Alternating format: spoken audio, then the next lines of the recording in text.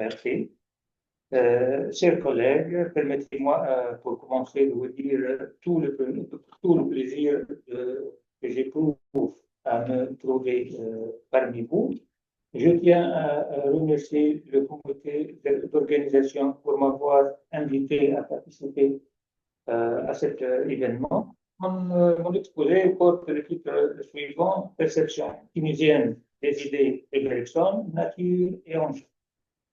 Il sera divisé en deux parties. D'abord, l'introduction des idées de Bergson, milieu intellectuel tunisien. Ensuite, l'adaptation des idées de Bergson. Les années 20 et 30 du siècle dernier ont été pour la Tunisie une période à la fois féconde et délicate. Elle a été en effet marquée par de profondes mutations politiques et sociales ayant généré un mouvement littéraire intellectuel si intense qu'intéressant. Considérée du point de vue culturel, la période étudiée peut être courte, mais intellectuellement, elle s'avéra porteuse d'une grande passion pour les courants philosophiques en général et pour la philosophie de Bergson en particulier. Le mérite de cet intérêt à la philosophie bergsonienne à cette époque revient au professeur de philosophie Jacques Picard et à sa nomination au lycée Carnot de Tunis. Jacques Picard a en effet dynamisé l'activité des débats intellectuels littéraires par une série de conférences philosophiques qui s'étendurent sans interruption de 1925 à 1933. C'était une période fondamentale au cours de laquelle l'élite tunisienne s'est familiarisée avec les idées bergsoniennes, en particulier avec la pensée philosophique occidentale en général. Il convient toutefois de signaler que l'intérêt stimulé par le professeur Picard aux idées de Bergson ont été précédés par la contribution non moins méritante du professeur Émile Rupert, lui-même professeur de philosophie au même lycée Carnot. Sa première conférence de la philosophie de Bergson remonte en effet à 1910. Je me limiterai donc mon intervention à présenter cet événement exceptionnel dans l'histoire de la vie philosophique tunisienne et arabe. C'est un événement qui mérite d'être apprécié, d'autant qu'il s'agit d'un moment totalement méconnu, non étudié, que ce soit du côté des historiens ou de la part des chercheurs en philosophie dans cette contrée. Aussi est-il important de s'interroger sur la nature de la perception des élites scolaires tunisiennes de cette époque à la philosophie de Bergson et de lever le voile sur l'interactivité que la présentation des idées bergsoniennes a générée dans les milieux scolaires et ce par le fait des conférences consacrées à Bergson. Dans quelle perspective, il semble que la Tunisie a été la terre arabe où les idées de Bergson se sont le plus répandues, tant à la fois chez l'élite et dans les milieux scolaires d'une manière positive. Elles ont été de ce fait inspiratrices et vives jusqu'à nos jours. Il importe par ailleurs de savoir si l'influence de Bergson dans les milieux scolaires d'alors demeure et se perpétue ou se sont-elles estompées comme il arrive souvent aux tendances qui marquent leurs époques et disparaissent avec le temps. En d'autres termes, cette influence qui fut poignante, pénétrante et inspiratrice dans les milieux scolaires tunisiens, allait-elle engendrer des adeptes ou au contraire, y avait-il des jeunes, des élèves qui cherchaient à être plus ou moins des imitateurs au sens personnel du mot? Autrement dit, espérait-il simplement penser à la suite de Bergson et à partir du bergsonisme, ou bien s'aventurait-il d'apporter quelque chose de nouveau à la vie intellectuelle tunisienne en s'inspirant de l'atmosphère créée par la nouvelle philosophie? Première partie, l'introduction des idées de Bergson en milieu intellectuel tunisien. Il est à rappeler de prime abord que sous le protectorat français et au cours de la période de 1925-1933, il n'y avait pas d'université en Tunisie où la philosophie pouvait être enseignée parmi d'autres.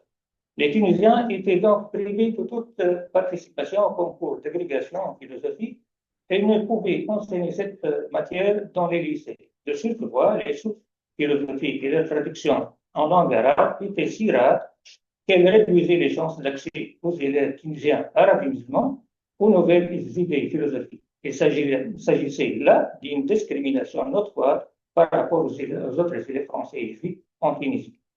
Malgré cela, l'infime minorité d'élèves tunisiens qui sont parvenus à étudier la philosophie en classe du baccalauréat à surmonter les obstacles et relever les défis en allant puiser le savoir dans les textes et les sources philosophiques en cultivant par eux-mêmes leur propre conception, et en s'entraînant à une nouvelle expérience de pensée qui leur était difficile à l'époque, mais qui s'avérera aussi efficace. 4 facteurs ont aidé ces jeunes Tunisiens à y parvenir. Premièrement, le rayonnement mondial de la philosophie bergsonienne. Deuxièmement, l'inclusion des textes bergsoniens dans le programme officiel de l'enseignement de la philosophie. Troisièmement, l'esprit ouvert de professeurs de philosophie au lycée Carnot, Libat et Vital, ainsi que la participation des 2 élèves de Bergson et amis fidèles à la Tunisie, Étienne Gurney, 1873-1960, et Félicien Chalet, 1875-1967, à la vie intellectuelle et culturelle tunisienne. Quatrièmement et enfin, la volonté des élèves tunisiens de rivaliser avec leurs camarades français et de tirer profit de la culture arabo-musulmane, créant ainsi une synergie avec la culture occidentale. Ils purent de ce fait de se distinguer et pénétrer aux sources d'une philosophie qui, selon lui, la bête, je cite, échappe comme un jeu de reflet à la main qui voudrait la saisir, sans l'influence néfaste des idées tendancieuses à cet égard. Premier point, le rôle inaugural d'Émile Levaque. Levaque est l'enseignement de la philosophie en Tunisie. Émile Levaque est né à Milo en 1876 et décédé à Tunis en 1951. Il fut l'élève de Bergson lorsque celui-ci était professeur au lycée Henri IV, puis à l'École normale supérieure de Paris, d'octobre 1890 à février 1898. Il a été classé parmi premier à la composition avant le concours de sortie. Il entra 6e à l'École normale, 6e encore à l'agrégation en 1898. Dès cette époque, Bergson a suivi ses travaux orientés vers l'inconscient et la durée. Levaque avait suivi aussi des cours de Bergson auprès de France. Fidèle disciple de son maître Bergson, il commença sa longue carrière dans l'enseignement au lycée de Constantine de 1900 à 1907. À partir de 1907, il s'installa à Tunis et se consacra à l'enseignement tant au lycée Carnot qu'au lycée des jeunes filles. Il enseigna pendant 38 ans, de 1907 à 1908 et de 1907-1908 à 1944-1945. C'est peut-être la plus longue période durant laquelle un professeur français enseignait la philosophie dans des lycées tunisiens. Dans son hommage à Levaque, Youssef El-Mahjoub rappela les qualités de son maître et ami en affirmant, je cite, qu'il appartenait à cette lignée de philosophes spiritualistes qui font honneur à leur pays et à l'humanité tout entière. J'avais connu M. Levaque de renommée par mes aînés du collège Sadiki avant de l'avoir comme professeur au lycée Carnot de Tunis pendant l'année 1927-1928. J'étais attiré vers cet homme plutôt, ce sage, comme par animant de sympathie naturelle. Je saute quelques paragraphes. Si tu sais, Levaque est l'introduction des idées de Bergson en Tunisie. Émile Levaque est peut-être le premier professeur qui avait introduit les idées de Bergson dans le milieu intellectuel tunisien, et ce, en 2 moments. Le moment 1910, il s'agit d'une communication inaugurale intitulée La philosophie de Bergson. Elle a été sans doute un événement exceptionnel qui a dynamisé le débat philosophique dans un contexte historique tunisien caractérisé par un mouvement intellectuel et politique prospère et diversifié, et dans un contexte français qui célèbre la gloire de Bergson. La communication de Levaque était destinée à inaugurer les travaux de la nouvelle section qu'il préside au sein de l'Institut de Carthage, la section d'études morales et sociales. Cette communication fut donnée lors d'une réunion générale le mercredi 27 avril 1910 et que l'organe de l'Institut de Carthage, la revue tunisienne fondée en 1994, en a publié un résumé. Le moment 1911. C'est le moment de la première conférence donnée par Levaque sur un concept clé de l'évolution créatrice de Bergson, après 4 ans de la publication de cet ouvrage. Au local de la célèbre association tunisienne fondée le 29 décembre 1905, l'association des anciens élèves du Collège Sadiki le samedi 4 février 1911, intitulé Le rôle de l'intelligence dans l'évolution humaine. Le quotidien Le Tunisien a publié un long résumé de cette conférence. Nous lisons dans ses premières lignes ce qui suit. Comme sujet à traiter, le conférencier a choisi la faculté que la circonstance même de la réunion invite à exercer, tant du côté des auditeurs que de l'orateur, l'intelligence et son rôle dans l'évolution humaine. Fin de citation. En résumé, l'on peut affirmer que si le grand mérite de l'UBAC était d'introduire officiellement et pour la première fois la philosophie de Bergson dans le milieu intellectuel tunisien, la grandeur de Jacques Picard était de vulgariser et de propager d'un côté les idées bergsoniennes dans plusieurs milieux tunisiens et de donner de l'autre côté un élan philosophique à la jeunesse estudiantine tunisienne en alimentant sa passion pour les idées bergsoniennes en particulier et pour la philosophie, la pensée philosophique en général. L'originalité des deux professeurs résidait donc dans le fait qu'ils se sont efforcés d'éclaircir les aspects de la nouveauté de la philosophie bergsonienne, tant pour les élèves de la classe de philo que pour l'élite intellectuelle et littéraire en général. Ainsi, les idées bergsoniennes telles que la liberté, la vie, la volonté et l'évolution ont pu prospérer en terre tunisienne qui tendait à ce moment-là à un vrai élan émancipateur et rénovateur. Deuxième point, l'expérience inspiratrice de Jacques Picard. Et Picard, un professeur d'esprit scientifique. Jacques Picard est né à Lyon en juillet 1890 et décédé en octobre 1956. Avec lui, disparaissait, d'après la notice nécrologique publiée dans la revue de métaphysique et de morale, un logicien lucide et précis. Il a poursuivi à la faculté des lettres de l'Université de Lyon les cours de licence de philosophie à partir de 1910. Il a obtenu l'agrégation en philosophie en 1914. Il a été nommé professeur de philosophie au lycée Carnot de Tunis à partir de l'année scolaire 1923-1924 et ne quittera pas ce lycée jusqu'à son retour définitif en France. Dans ces deux thèses, la principale essai sur la logique de l'invention dans les sciences, publié chez Alcan en 1928, et la complémentaire essai sur les conditions positives de l'invention dans les sciences, publié aussi chez Alcan en 1928, soutenu en 1928 à la faculté des lettres de Lyon, Picard chercha à défendre de manière distincte et solide l'idée selon laquelle les démarches de l'esprit scientifique dans ces champs de recherche de la vérité comportent à la fois ce qui est contingent et ce qui est nécessaire.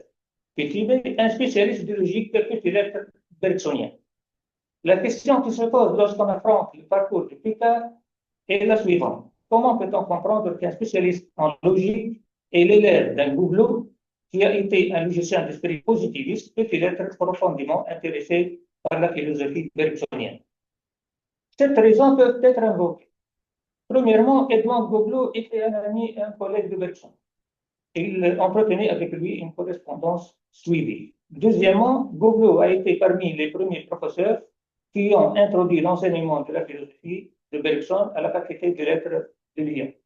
Troisièmement, on note également que durant les années où Picard poursuivait ses études de licence en philosophie, les cours d'agrégation traitaient d'une année à l'autre des thèmes qui exigent un retour à la méthode bergsonienne. Quatrièmement, Bergson était à l'époque, grâce à ses cours au Collège de France, au sommet de sa galoire.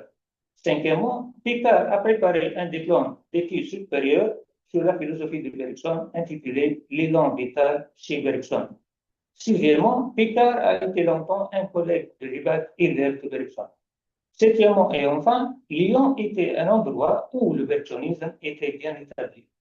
Ce constat s'explique par l'initiative de Goubelot et par la présence de son disciple dont il a été le directeur de ses thèses, c'est-à-dire Jacques Chevalier, disciple et ami de Bergson et l'un de ses exécuteurs testamentaires. On lui reconnaît l'anecdote suivante, je cite, « Je raconte à Bergson, qui s'en amuse beaucoup, comment, à la soutenance de la thèse de Jacques Picard, à Lyon, Goubelot m'accusa d'avoir mis en péril la laïcité républicaine en amenant le candidat à reconnaître qu'il y a dans le génie une sorte d'inspiration venu d'en haut et irréductible à toutes nos techniques et à tous nos humains. Fin de citation. En tout cas, l'esprit philosophique de Picard paraît être plus souple que celui de son maître, car il a pu croiser sa spécialisation en matière de logique avec son intérêt pour la philosophie spirituelle de Bergson et sa méthode intuitive qui permet d'atteindre la réalité au-delà du symbole, ce qui lui permet, selon l'expression de Bergson, je cite, d'élargir, d'assouplir, d'adapter la logique. Puis tu sais, Picard et la propagation des idées bergsoniennes. À travers les cycles de conférences. Quelques mois après avoir commencé à enseigner au lycée Carnot, le 1er octobre 1923, et quelques semaines après son adhésion à la Société des écrivains de l'Afrique du Nord, Picard donna une conférence sur la philosophie bergsonienne qui inaugura un nouveau cycle de conférences organisé par la Société. Cette conférence a été considérée comme la première entièrement consacrée à Bergson que la Société a organisée dans le cadre de son programme d'activité. La revue Les Nord-Africains, organe des écrivains de l'Afrique du Nord, a publié un long résumé de cette conférence dont le titre était Les grandes idées de la philosophie de Bergson. Ce fut un succès remarquable. Quant au cycle de conférences au Palais des Sociétés françaises à Tunis, destiné à tout public, répond à un désir ardent à la demande pressante d'un groupe de Tunisiens, Français et Européens en général, sont tous intéressés par les questions philosophiques et préoccupés par les problèmes intellectuels brûlants du moment. Le quotidien La Vitesse tunisienne les annonça ainsi. Je cite, à la demande d'un certain nombre de personnes intéressées aux questions philosophiques, notre collaborateur M. Jacques Picard, professeur agrégé de philosophie de Carnot, a accepté de faire un cours public sur les grands problèmes philosophiques qui passionnent à bon droit les esprits cultivés. Fin de citation. Ainsi, l'importance capitale de cet événement philosophique et historique sui generis au milieu arabe réside d'un côté dans sa valeur intellectuelle, puisque ces conférences ont donné une forte intensité à la vie culturelle tunisienne, et d'un autre côté, elles ont suscité des débats divers et fructueux. Pourtant, la pensée philosophique à un niveau élevé pour la première fois en Tunisie contemporaine et en peu de temps. Par ailleurs, la méthodologie et l'expérience pédagogique du conférencier lui confère une valeur inestimable. L'on s'accorde à lui de reconnaître la maîtrise de sa matière et un style particulier pour encourager la jeunesse scolaire à s'intéresser à la philosophie et de lui communiquer une méthode de réflexion sur les grandes questions métaphysiques, psychologiques, morales, scientifiques, artistiques et éducatives. Il réussit en effet à inciter de nombreux élèves à aller faire des études en philosophie, soit à l'université d'Alger, soit aux universités françaises. C'est là une forme de promotion de la philosophie ayant généré de nouvelles tendances philosophiques, de nouveaux courants de pensée qui libèrent les esprits et donnent à la société un souffle nouveau, sachant qu'à l'époque, la société était presque sclérosée du fait de la domination des hommes de profession libérale, médecins ou avocats. Ainsi, réalise-t-on que l'interaction positive des élites scolaires tunisiennes avec la philosophie bergsonienne est due aux contributions de Lubac et Picard. Ils l'ont réussi par utilité au sens spirituel, philosophique et pédagogique du terme des professeurs médiateurs. Ils ne se contentaient pas d'une simple transmission automatique des idées toutes faites, bourrant stérilement ainsi l'esprit des élèves, comme le font les professeurs intermédiaires ou transmetteurs. Au contraire, ils étaient des facteurs de motivation et d'activation énergique qui touchaient les profondeurs de l'âme de la jeunesse, stimulant en eux la ferveur intellectuelle vers le nouveau et partageant émotionnellement avec eux l'expérience de créer et de se créer en les entraînant à pénétrer dans les profondeurs de la philosophie bergsonienne et à en puiser de ses sources. C'est ainsi que naît la véritable inspiration qui les libère de la répétition mécanique, de l'imitation superficielle et de la fascination aveugle. Il y a donc une différence énorme entre un maître plongeur qui se jette dans l'atmosphère spirituelle, qui le réunit avec ses élèves pour la développer ou la modifier, et un professeur exécuteur qui accomplit une fonction qui lui est confiée, qui se contente d'achever uniquement un travail professionnel rémunéré et dont les relations avec ses élèves restent déterminées par des obligations extérieures. En d'autres termes, le professeur inspirant est celui qui a l'accès immédiat à la vie intérieure de ses élèves. Il a la capacité éducative de pénétrer jusqu'aux profondeurs de l'âme humaine et avoir par conséquent une sympathie spirituelle avec ses sources pures. Dans ce contexte, Chevalier disait: je tenais Bergson au courant de mon enseignement. Je lui disais la manière dont j'initiais à sa pensée les jeunes esprits qui m'étaient confiés. Quand je cherchais à leur donner le goût et le sens de la vérité, la réponse qu'ils utilisaient, la joie que j'en éprouvais, vous avez, me disait, un enthousiasme communicatif, car l'enthousiasme du maître provoque celui de ses élèves et aligne en eux des foyers de générosité. Shebli Khairallah n'était-il pas vraiment de ce genre, un homme fort généreux, comme un vrai mystique qui s'ouvre simplement au flot qui l'envahit comme des Bergson? Deuxième partie, j'arrive à la deuxième partie, l'adoption des idées de Bergson. La perception tunisienne des idées bergsoniennes ne s'était pas constituée par des élites tunisiennes ayant reçu une formation universitaire en France, ou à travers des écrivains arabes qui ont eu la chance d'être en contact avec les textes bergsoniens. Elle est née plutôt d'un besoin spirituel de la jeunesse scolaire elle-même. Des disciples enthousiastes et motivés qui en plus avaient la volonté et le courage de participer, chacun à sa manière, au moment de libération nationale. En fait, deux jeunes Tunisiens ont pu s'inspirer des idées bergsoniennes, Chebli Khairallah et Youssef El-Mahdi.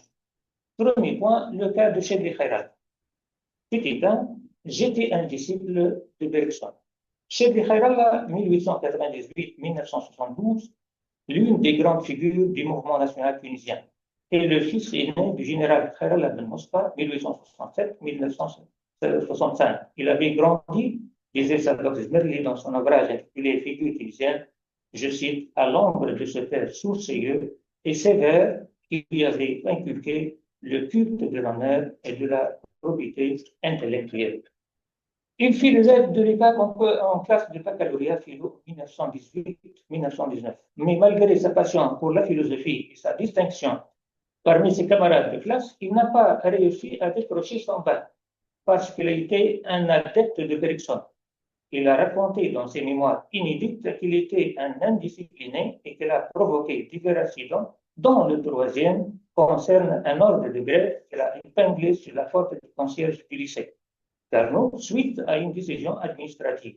Il disait: je fus appelé par le proviseur ainsi que mon camarade qui m'avait épaulé et qui se trouve être aujourd'hui le docteur Bloch. Nous fîmes alors envoyer Cindy, bien à quelques semaines des examens du baccalauréat, vous ne retourneriez en classe que quand vous auriez rédigé une lettre d'excuse adressée au directeur de l'enseignement qui est venu pour prouver une classe vide, nous déclare le proviseur. Nous avons refusé de tempérer devant cette menace, attendant de nous présenter à l'examen. C'est alors que le directeur de l'enseignement est intervenu pour rouvrir la classe et nous inviter amicalement à être présents le jour de sa visite. Notre professeur de philosophie en a profité pour nous faire notre composition de philosophie dont il a été rendu compte de la visite du directeur de l'enseignement. Voulez-vous, déclare le directeur à notre professeur, prier le premier de donner lecture de sa copie? Le premier, c'était moi. À la fin de cette lecture, le directeur de l'enseignement a déclaré: cette copie est celle d'un élève à l'esprit mûr et franc. Cet élève ira loin. Comme certains de mes camarades comprenaient difficilement le langage philosophique, M. Minga, directeur de l'école normale des instituteurs, m'a donné une classe où je pouvais enseigner notre cours de philosophie à quelques camarades du lycée, dont Bloch, Ahmed Lakhbar et le fils Minga même. M. Minga, père, assistait à ces cours. Nous nous sommes par la suite présentés au bac. Mes élèves ont tous réussi, mais pas moi.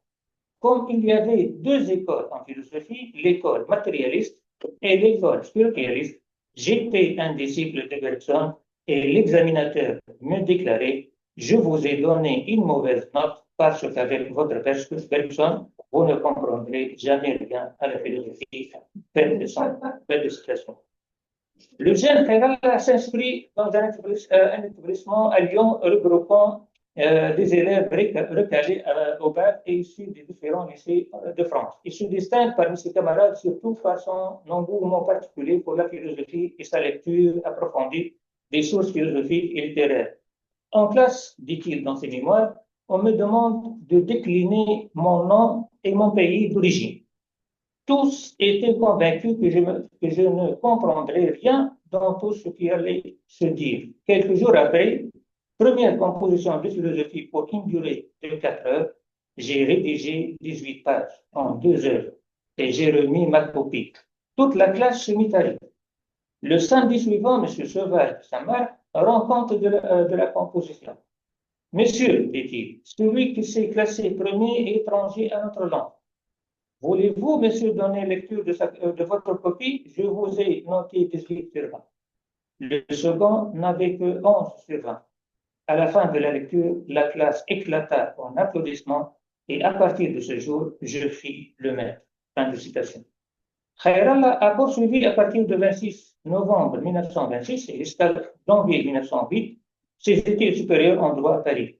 Mais il a quitté les bancs de la faculté et il est bientôt sorti du petit cercle des disciples fidèles pour s'engager entièrement dans la lutte politique pour la cause tunisienne et pour rayonner au dehors, comme fit le jeune Bergson, parmi le grand intelligent, comme disait Chevalier.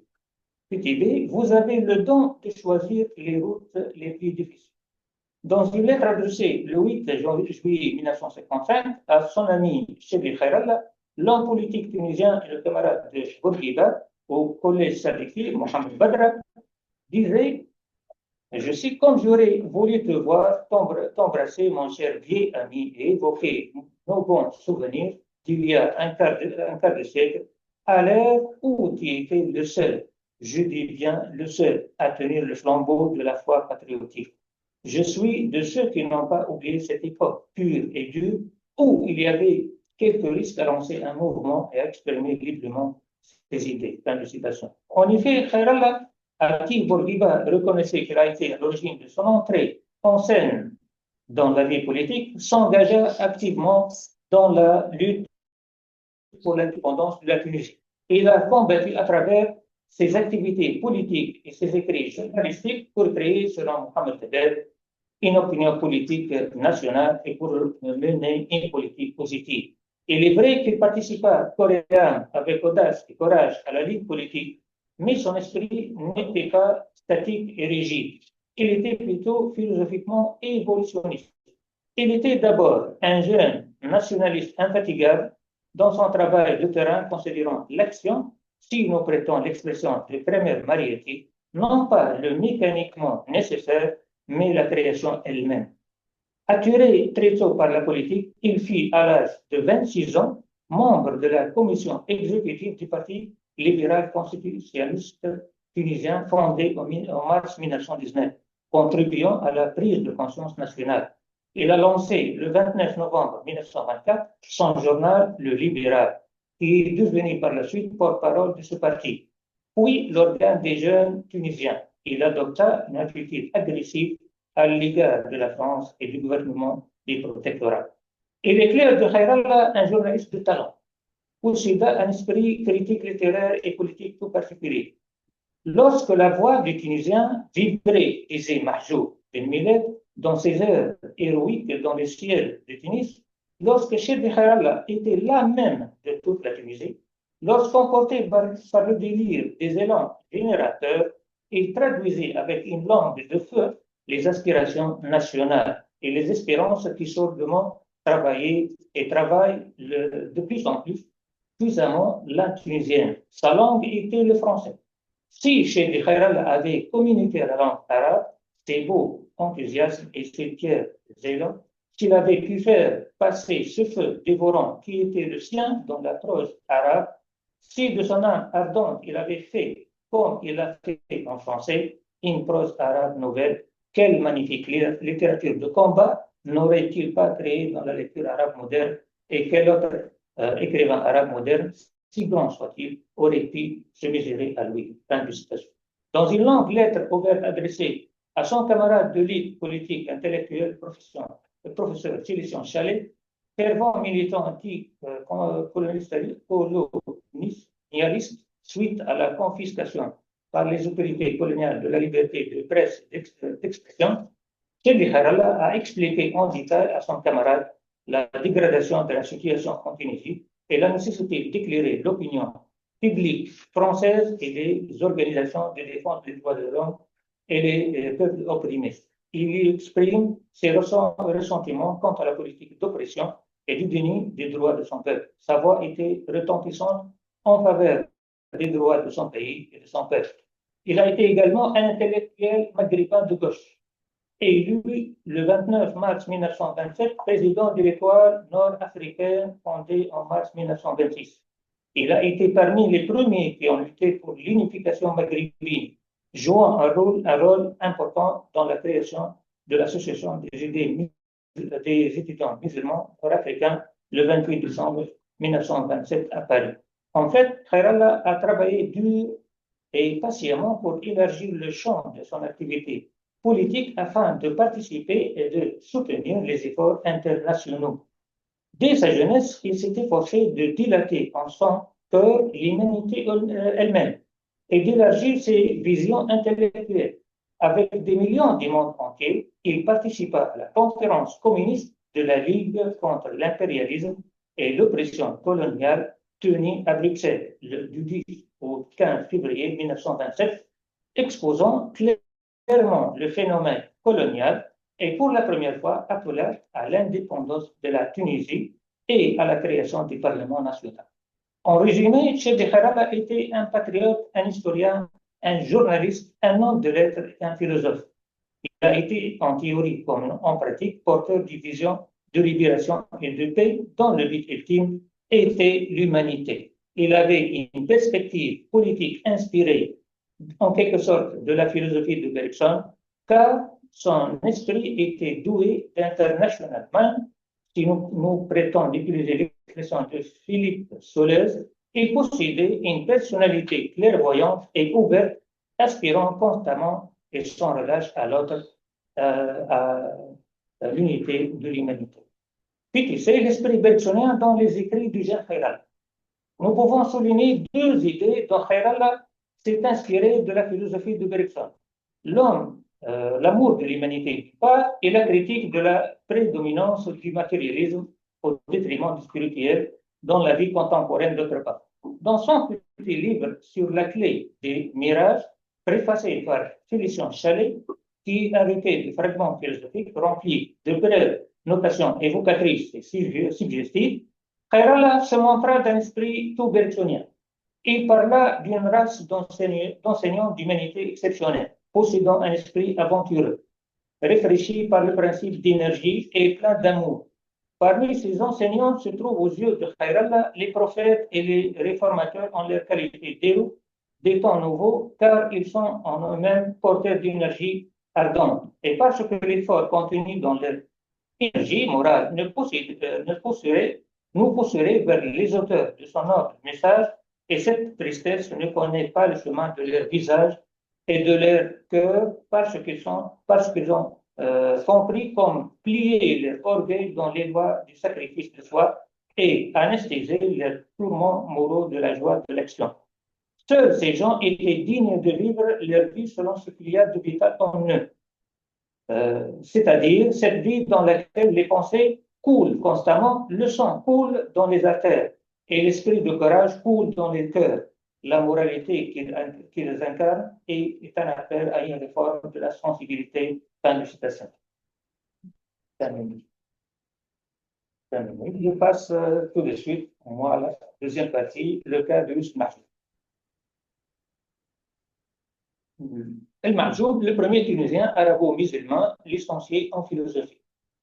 Youssef Mahjoub est né à Jamel, ville de Sahel tunisien, en 1906 et décédé en 1963. Il a été un élève au collège Sadiki, puis au lycée Carnot. Il fut l'élève et l'ami du professeur de philosophie Émile Lubac au lycée Carnot à Tunis. Son professeur a été pour lui l'homme qui avait ouvert des horizons nouveaux à son esprit, l'homme qu'il avait tant aimé et pour lequel il avait propulsé tant de respect, d'admiration. Il a été reçu avec mention à l'examen de la deuxième partie du baccalauréat philo en octobre 1928 et a reçu le prix de la meilleure dissertation philosophique décerné par la Société des anciens élèves du lycée Carnot avant son collègue français Alfred Nuet. Petit B, Youssef Mahjoub, le premier Tunisien arabo-musulman donnant une conférence en arabe sur Bergson. L'éminent journaliste socialiste tunisien et l'avocat Mohamed Nomen, 1875-1962, commentant la critique adressée par Youssef Mahjoub à la conférencière Madame Habiba Manchari, 1907-1906, disait, je cite, Monsieur Mahjoub est étudiant en droit et prépare en même temps sa licence de philosophie. Il se promène toujours lesté d'un traité de philosophie et d'un ouvrage de Bergson, dont il reproduit dans la conversation des idées avec beaucoup d'admiration. On peut dire que Bergson et Duré ont contribué un peu à la formation de son esprit. Fin de citation. En fait, la fidélité d'Yous Mahjoub à son professeur Lipak et sa fréquentation constante des textes de Bergson l'ont encouragé de donner une conférence en langue arabe sur la philosophie française, sur le philosophe français, qui a été, à ma connaissance, la première conférence sur la philosophie de Bergson donnée par un Tunisien arabo-musulman. Je passe tout de suite directement à la conclusion. En guise de conclusion, nous pouvons dire que l'objet de notre intervention fut l'examen géologique, en quelque sorte, d'une époque très intéressante dans l'histoire de la Tunisie contemporaine, où l'on a tenté d'enlever des couches sédimentaires pour montrer que l'apprentissage tunisien des idées de Bergson n'a pas abouti à former de simples adeptes détenant de la mode, des esprits au goût cynique, comme disait Henri Matisse, car Lubac et Picard, en tant qu'éducateurs de la jeunesse, ont bien poussé les âmes généreuses de ces élèves vers des aspirations humaines, tout en conservant l'état d'échauffement de ces âmes et en écartant les idées qui les refroidissent. Envisagée de ce point de vue, la perception tunisienne des idées de Bergson n'était pas limitée à un travail explicatif ou à un essai d'exposition, mais elle a été plus pénétrante, plus concrète, une vision qui perce les voiles interposées entre le moi et sa profondeur, entre le moi et le vécu. Une vision qui nous laisse toujours attachés à tout ce qui est autour de nous, en nous servant de tout ce que nous sommes. Une vision plus immédiate que la perception habituelle elle-même. L'enjeu de cette perception était donc la rénovation de l'esprit et la réforme sociétale. Ainsi, la grandeur des jeunes Khairal et Mahjoub s'est révélée dans le fait qu'ils ont eu une profonde passion de philosophie librement et un courage distinctif d'élargir autrement en s'inspirant de la devise que Bergson proposa plus tard, il faut agir en homme de pensée et penser en homme. Ainsi donné, dans les trois sortes d'images. L'image de l'intellectuel qui apportait un minimum de sympathie spirituelle aux âmes avides et assoiffées de liberté intérieure et extérieure. L'image de l'éducateur inspirateur qui venait de sonner l'alarme pour la libération, l'indépendance, et non pas seulement d'en parler aux compatriotes, et l'image d'un réveilleur des énergies potentielles. S'il était extrêmement fidèle à la philosophie de Bergson, c'est parce qu'ils aimaient l'esprit de jeunesse, de vitalité. Ils aimaient plus l'atmosphère de la philosophie nouvelle, qui, selon l'expression de Lavelle, atteignait des racines profondes au fond de l'âme humaine que la doctrine de Bergson elle-même. En réalité, de toute manière, la contribution de ces deux élèves d'élite, si nous employons l'expression même de Bergson, va être renforcée avec Mahjoub Ben Millet, un fervent bergsonien qui va poser plus tard les premières pierres d'un projet philosophique et culturel intitulé Tahrik al-Sawakim, ébranler les consciences ou agiter les profondeurs stagnantes, partant d'une lecture profonde de la culture arabo-musulmane et en s'inspirant de Bergson et de la philosophie occidentale en général, visant en tant qu'ébranleur spirituel à provoquer des changements significatifs dans la société tunisienne et à émouvoir par conséquent les profondeurs de l'âme de la jeunesse de son pays, comme le font les douleurs d'un accouchement ou les secousses d'un tremblement de terre. Je vous remercie. Merci. Désolée, j'ai bien mauvaise grâce à vous qu'on fait du temps que j'ai pas moi-même. Vraiment désolée, c'est vraiment passionnant. C'est trop bien. On continue en français. On peut poser quelques questions. Oui, d'accord. Alors, quelques questions. Je ne sais pas si tout le monde a compris ce que du coup a pris ici. Oui. Merci de la présentation. C'est vraiment une question de curiosité. Quelle est aujourd'hui la relation quels concepts philosophiques chez Bergson sont notamment discutés aujourd'hui suite à toute cette histoire politique quand même avec la philosophie de Bergson en Tunisie? C'est vraiment par curiosité. Je crois que le concept le plus traité aujourd'hui c'est au niveau intellectuel, au niveau des doctorants, c'est le problème de la liberté intérieure que peut être une source inspiratrice pour se développer en travail ou pour améliorer la personnalité. On a travaillé pendant une année avec un groupe des étudiants. Je suis le modérateur de ce groupe. On a nommé un Monteder, c'est un groupe des étudiants, pour les gens qui s'intéressent à la philosophie bergsonienne. Chaque étudiant a choisi un côté qui peut voir le Bergson de son point de vue. Des plusieurs textes qui ont donné pour cette séance, la séance de 29 octobre 2024, il y a quatre élèves, quatre doctorants, ils ont été intéressés par la liberté, soi-disant, qui est la piste de distinguer entre le moi profond et le moi surface. C'est un thème intéressant pour Bergson. Ils ont travaillé sur le langage d'après la deuxième introduction de le mouvement, la pensée et le mouvement. Ils ont discuté à travers c'est quoi l'homo locax pour Bergson.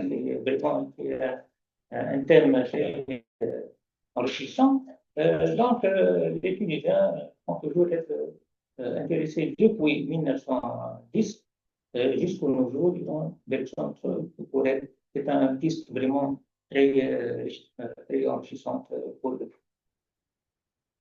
Je crois que ça peut devenir un livre avec le bergsonisme algérien et aussi Maroc. Par exemple, le bergsonisme au pays maghrébin. C'est un peu possible, je crois, ça. Oui, c'est parce que c'est très. C'est au fond une partie tirée d'un ouvrage que je prépare en arabe. Katrina le sait, c'est la réception tunisienne, la réception tunisienne de Bergson. Je le travaille depuis 5 ans. C'est un travail que j'ai entamé avant de mener ce colloque autour de Bergson. C'est le premier colloque arabophone à Bergson, autour de Bergson, résistance spirituelle dans le monde mouvant en 2017. Puis, après un travail sur la perception tunisienne des idées de Bergson, j'élargis un travail sur la réception en arabe et je travaille sur quelques noms au niveau de la traduction de Bergson en langue arabe. C'est Semi Droubi, le premier traducteur de l'énergie spirituelle. Kamel Youssef Haj, le premier Libanais, le premier traducteur du cycle de Bergson. Et Darqawi, Assad Darqawi, donné qui a donné une traduction en 1967 le livre de Bergson, Matière et mémoire, et d'autres traductions. Donc, au niveau de traduction, il y a un travail à faire. Au niveau des publications, que ce soit à l'université ou ailleurs, il y a un champ de travail très riche, voire même en Tunisie, pendant les années 70, il y a presque 9 travaux sur Bergson à l'université tunisienne, dont 5 ou 4 sont des professeurs encadrés de l'université française, dont Jean Val, Delgal, et d'autres. Soulez, Antonio Soulez et Philippe Antonio Soulez, logique, mathématique, et Philippe Soulez, qui a encadré un diplôme de recherche approfondie de Ahmed Chelfou, intitulé L'histoire, la notion d'histoire chez Bergson, 1973. Donc, le travail se continue sur la réflexion de Bergson. Il y a aussi une piste que j'ai fait, c'est la traduction pour la première fois en arabe de la thèse latine de Bergson. C'est en 1924. C'est une traduction d'un texte de 70 pages presque, mais une présentation de 500 pages. C'est un ouvrage, vraiment, c'est un ouvrage extraordinaire. Il faut, pour la langue arabe, le présenter en détail. Et vraiment, ça me prend vers 7 ans de travail. C'est dans la bibliographie? Oui, d'accord. Oui.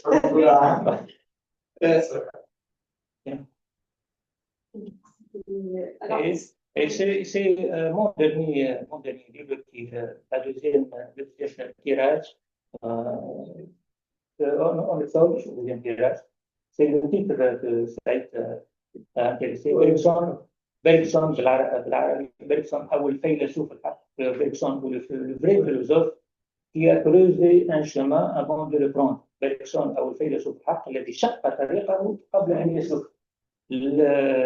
L'image,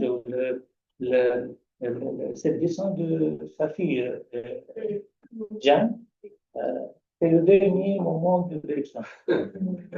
Il a tracé vraiment un chemin très. Ce qui est intéressant aussi avec votre communication, c'est que, et avec le panel d'ailleurs, sur le Moyen-Orient et l'Afrique du Nord, c'est que ça introduit des perspectives aussi, et la perspective coloniale et décoloniale, le rôle de la francophonie, même parce qu'en Turquie, on est plus sur la francophilie que la francophonie. Donc, tous ces éléments, c'est vraiment très, très intéressant de constater le rôle que ça joue, le rôle à la fois d'adhésion et en même temps de distanciation avec les phénomènes évidemment sociaux et politiques, mais surtout ce que j'ai trouvé frappant, outre le très beau français qui est le vôtre, c'est qu'on est vraiment dans le cœur vital de cette scène intellectuelle et on voit le rôle des individus, des passeurs, enfin ce qu'on appelle couramment des passeurs culturels. Et on voit combien ces relations interpersonnelles ont un rôle important, le maître, le disciple, etc. Donc, et par rapport à ce que disait aussi Frédéric Worms ce matin sur le rôle justement des individus, c'est particulièrement éclairant. Oui, une dernière question. Juste, pas une question, j'ai juste une remarque. Merci pour cette présentation vraiment éclairante, constructive. Je n'avais aucune idée du bergsonisme au Maroc, dans le monde arabe. Mais ce que j'ai remarqué, le fruit de notre communication, c'est les exemples de Philo et de Frédéric, ils illustrent une fusion culturelle de l'arabe et le français, une fusion philosophique, le spirituel, le matériel, mais aussi une fusion dans la méthodologie, l'action et la pensée. J'ai bien aimé la citation « Il faut agir en homme de pensée, mais il faut aussi penser en homme d'action ». Merci infiniment. Merci beaucoup. J'ai trouvé le point de Abou Qasim al-Shabi en arabe original, إرادة الحياة. Alors, c'est très, il y a aussi un hôpital de Bertrand, totalement. إذا الشعب اليوم أراد الحياة. C'est la traduction directe de cette Paris. Lorsqu'un jour le peuple veut vivre, force est pour le destin de répondre, force est pour les ténèbres de se dissiper, force est pour les chaînes de se briser. C'est notre grand poète, malgré qu'il a juste. C'est une traduction. Traduction d'un Tunisien qui un peu. Ça ne veut pas se lâcher. C'est correct. D'accord. Merci beaucoup. Merci beaucoup.